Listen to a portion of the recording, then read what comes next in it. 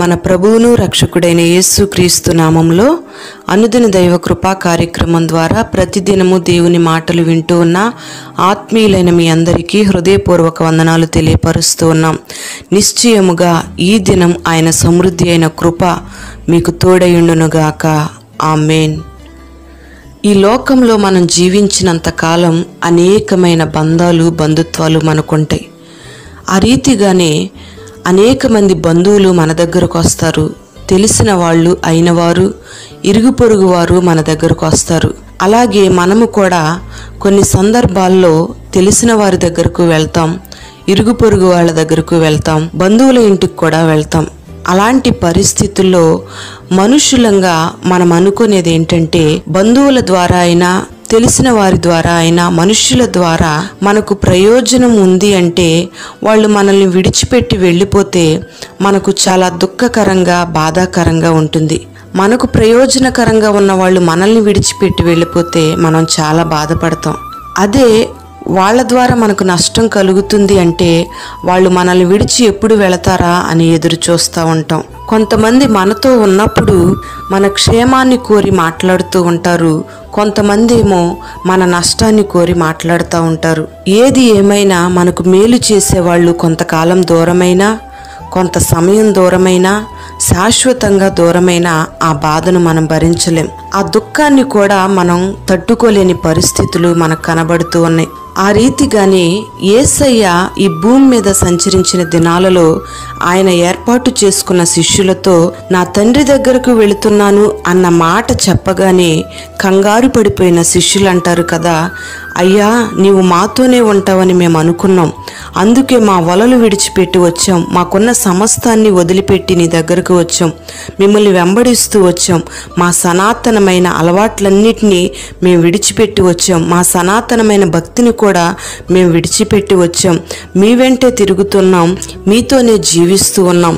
ఇలాంటి పరిస్థితుల్లో నీవు మమ్మల్ని విడిచిపెట్టి వెళ్ళిపోతే మాకు ఆధారం ఏంటి, మాకు ఆశ్రయం ఏంటి, అసలు మా పరిస్థితి ఏంటి అని యేసయ్యను ప్రశ్నిస్తూ ఉన్నారు.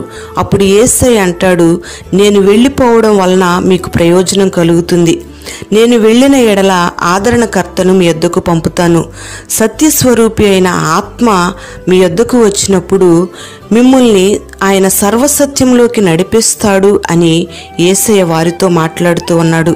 ప్రియమైన దేవుని బిడ్డలారా, ఆయన మాటల్లో ఉన్న ఆంతర్యాన్ని మనం గమనిస్తే మన ప్రభు అయిన యేసయ్య పెండ్లి కుమారునిగా కనబడుతూ ఉన్నాడు. పెండ్లి కుమార్తె ఆయన సంఘము.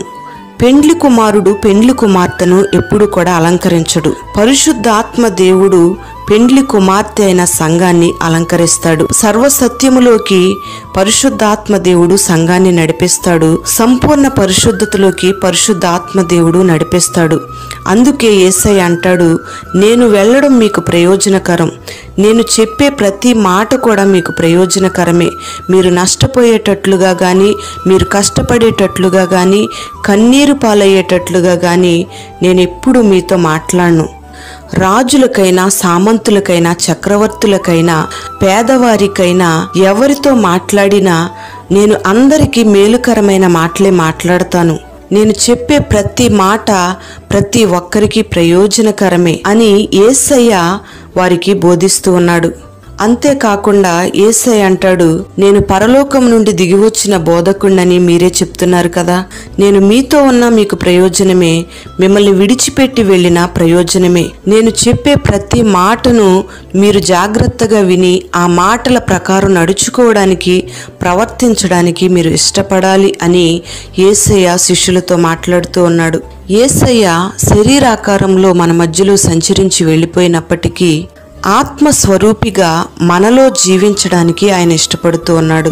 ఆ ఆత్మ మనలో జీవిస్తేనే మనము సర్వసత్యంలోకి నడిపించబడతాం. వధువైన సంఘముగా సిద్ధపడి వరుడైన యేసయ్య ఎదుట మనము ధైర్యంగా నిలబడగలుగుతాం.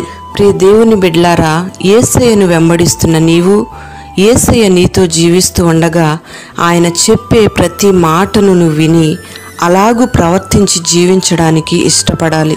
ఆదరణకర్త అయిన పరిశుద్ధాత్మ దేవుని నువ్వు ఆశ్రయించి ఆయన యొక్క ఆదరణ పొందుకొని ఆయన నడిపిస్తున్న మార్గాలలోకి సత్యబోధలోకి నువ్వు నడిపించబడినట్లయితే సకల ఆశీర్వాదాలను ఇహమందును పరమందును నా దేవుడు నీకు అనుగ్రహించి నీలో ఉన్న నష్టపోయే అనుభవాలను, కన్నీటిమయమైన అనుభవాలను, శాపానికి గురయ్యే ఆ అనుభవాలన్నిటినీ కూడా తొలగించి గొప్ప ఆశీర్వాదాన్ని నా దేవుడు నీకు అనుగ్రహిస్తాడు.